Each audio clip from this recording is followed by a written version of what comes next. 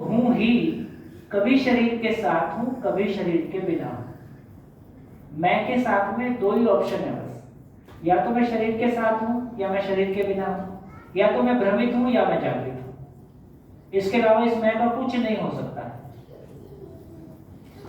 तो मैं भ्रमित हूं तो दुखी हूं, ये भी नियम है। मैं जागृत हूं तो मैं सुखी हूं, ये भी नियम है। अब सशरीर हूं तो भी दुखी हूं, भ्रमित हूं, और बिना शरीर के हूं तो भी दुखी हूं क्योंकि भ्रमित हूं। भ्रम कहां रहता है, शरीर में रहता है कि मैं में रहता है? मैं में रहता है। और मैं जागृत हूं तो सशरीर भी सुखी हूं और बिना शरीर भी सुखी हूं, क्योंकि मैं जागृत हूं, मैं सुखी हूं। तो इसका अर्थ यह हुआ कि मैं जागृत होना चाहता हूं। यदि मैं भ्रमित हूं, मैंने सच्चाई को नहीं समझा है, यह अस्तित्व नियम पूर्ण है, मुझ में समझने की ताकत है, यह अस्तित्व नियम पूर्ण है, मुझ में समझने की ताकत है। और ये ताकत कहां से आई? ये ईश्वर ही समझने की ताकत के रूप में उपलब्ध है, सहअस्तित्व के स्वरूप। कल्पनाशीलता कहां से आई? मूल ऊर्जा ही जीवन से कल्पनाशीलता के रूप में प्रकाशित है। मूल ऊर्जा ही जीवन से कल्पनाशीलता के रूप में प्रकाशित है। इस कल्पनाशीलता के द्वारा ही हम सच्चाई को पहचान पाते हैं, और जब भाव को पहचानते हैं तो ये भाव है, और जब इस पूर्ण सच्चाई को पहचाने तो ये महाभाव है।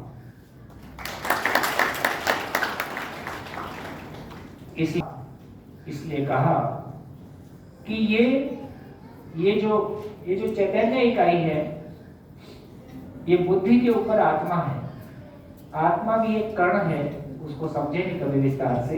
ये आत्मा से भी आर पार है, इसलिए एक नाम परमात्मा है। जैसे परमाणु अणु से भी छोटा है, उसका नाम परमाणु है। परम अणु, परमाणु। आत्मा से भी सूक्ष्म है, इसलिए एक नाम परमात्मा।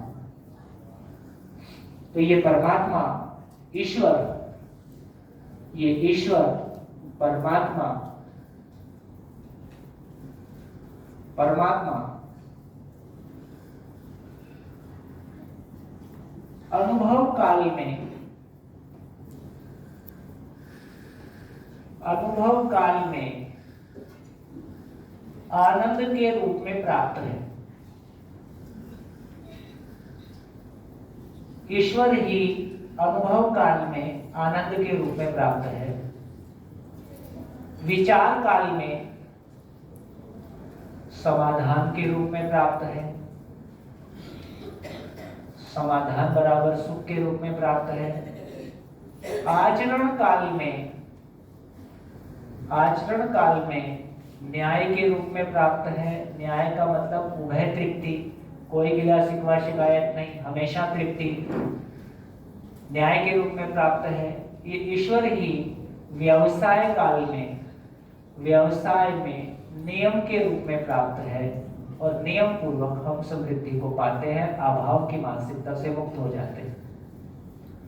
किसी भी मानव के जीने के ये चार डायमेंशन हैं। या तो हम व्यवसाय कर रहे होते हैं, या हम व्यवहार कर रहे होते हैं, व्यवहार मतलब मानव के साथ, या हम विचार में तो रहते ही हैं, और अनुभव संपन्न हो गए तो अनुभव बना ही रहता है। इससे ज्यादा हमारे जीने की कोई जगह होती नहीं। व्यवसाय में वो नियम के रूप में प्राप्त है,